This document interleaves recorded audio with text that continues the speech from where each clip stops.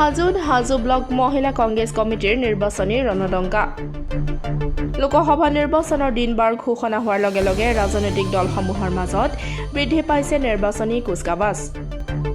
হাজোৰ ৰাজীৱ ভৱনত হাজো ব্লক মহিলা কংগ্ৰেছ কমিটিৰ দলীয় নিৰ্বাচনী সভা অনুষ্ঠিত হয়। সভাত দলীয় সাংগঠনিক দিশত গঠনমূলক আলোকপাত কৰে। নিৰ্বাচনী প্ৰচাৰত মহিলা শক্তি কিদৰে নামি পৰিব সেই সম্পৰ্কে এলানি আলোচনা হয়। সভাত বৰপেটা সংসদীয় সমষ্টিৰ কংগ্ৰেছ প্ৰাৰ্থী দিব্যায়ন উপস্থিত হৈ বিজেপি চৰকাৰৰ বিৰুদ্ধে সৰব হৈ পৰে।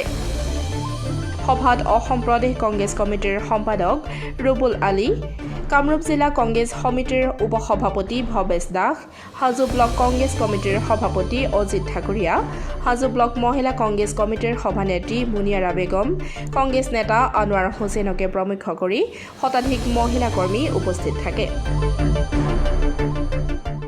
দিব্যায়ন এজন মোৰ জ্যেষ্ঠ নেতা, মোৰ দাদা, গতিকে তেওঁৰ লগত লাগি থাকি বা তেওঁৰ লগত লাগি বৰপেটা লোকসভাৰ পৰা জয় কৰোৱাটো মোৰ উদ্দেশ্য। পূৰ্বতে আপুনি এগৰাকী হাজো সমষ্টিৰ পৰা কংগ্ৰেছ দলৰ প্ৰাৰ্থী আছিল। এইবাৰ কিমান ভোট হাজোৰ পৰা? চাওক, এইবাৰ আমি হাজোৰ পৰা 80,000 পৰা 90,000 ভোট আমি কংগ্ৰেছ দলে পাম আৰু আমি কংগ্ৰেছ দলে হাজোত আমি লিড থাকিব। এইখিনি ক'ব লাগে। আপুনি ক্ষুদ্ধাৰ সমালোচনা কৰিছে আজবৰ যিগৰাকী প্ৰাৰ্থী। এতিয়া চাওক, এই ক্ষুদ্ধাৰ সমালোচনা মানে তেওঁ যেতিয়া 2014 চনত দুলু আহমেদ কুনি মই চিনি পোৱা নাছিলোঁ, এই দিব্যায়ন ডাঙৰীয়া মোক ফোন কৰিছিল ঠিক দিনৰ 10টামান বজাত, যে গণেশ তুমি ক'ত আছা? মই তেতিয়া কৈছিলোঁ যে মই ঘৰত আছোঁ। কৈছে ঠিক আছে, মই মাছখোৱাৰ দুলুক লৈ আহিছোঁ। মই ক'লো এই মাছখোৱাৰ কি চব্জিৰ বেপাৰীটো নেকি? এনেকৈ কৈছিলোঁ। মই এই চব্জি যি দালাল কৰে, মোক এনেকৈ দিব্যায়নে তেতিয়া কৈছিল এই চব্জিৰ দালালজন। মই কৈছোঁ আহিব দিয়ক। তাৰপিছত মই ধুনীয়াকৈ মোৰ ঘৰত ভাত পানী খুৱাই দিব্যায়নে মোক ক'লে যে আবাৰ ইয়াত হাজোত ইলেকশ্যন খেলিব, তুমি এওঁক লগত লৈ হাজোখন দেখাব লাগিব। তেতিয়া মই সেইমতে দিব্যায়নৰ নিৰ্দেশ মতে মই তেওঁক হাজোত ঘূৰাই মিলাই গোটেই হাজো সমষ্টিত মই কংগ্ৰেছ দলৰ প্ৰচাৰ কৰি তেওঁক মই আগবঢ়াই লৈ আহিছিলোঁ। 2016 চনত তেওঁ নিৰ্বাচনলৈ হাৰিল আৰু 21 চনত তেওঁ মোক হৰালে।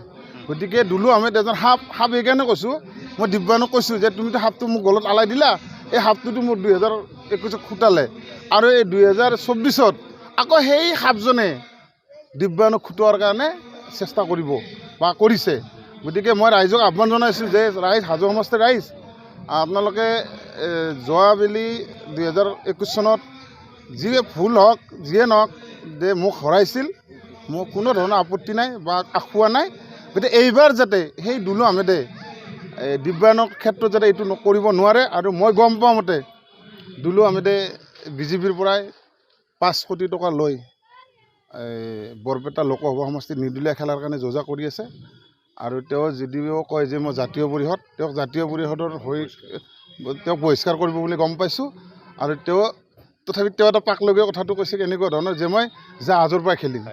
জাহাজটো এইটোতো কি জাহাজ, পানী জাহাজ বুলি কয়, তেওঁ উৰণ জাহাজৰ পৰা খেলিব পাৰে। ছবিটো জাহাজৰ, তেওঁৰ টেকনিকটো চাব সাপটোৰ। গতিকে তেওঁ বিজেপিৰ পৰা পইচা লয় দিব্যায়নক হাৰোৱাৰ কাৰণে তেওঁ ইলেকশ্যন খেলিব। গতিকে হাজো ৰাইজক মই অনুৰোধ জনাইছোঁ যে আপোনালোকে যাতে দুলু আহমেদক ভোট নিদি কংগ্ৰেছ দলত ভোট দি দিব্যায়নক আপোনালোকে জয়যুক্ত কৰে। এইখিনি কৈ মোৰ বক্তব্য সামৰিছোঁ। হয়, ইয়াতে হাজোৰ মাতটো ভাঙিছে দেই।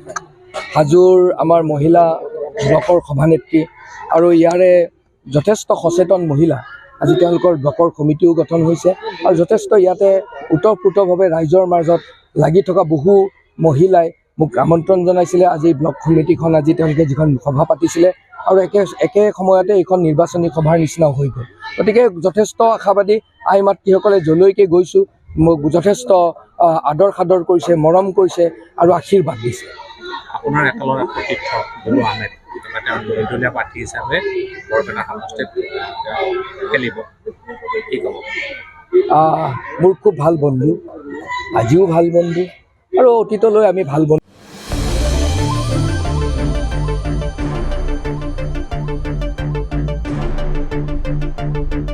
হাজোৰ পৰা অনামিকা কলিতাৰ ৰিপৰ্ট, ডেমক্ৰেটিক আছাম।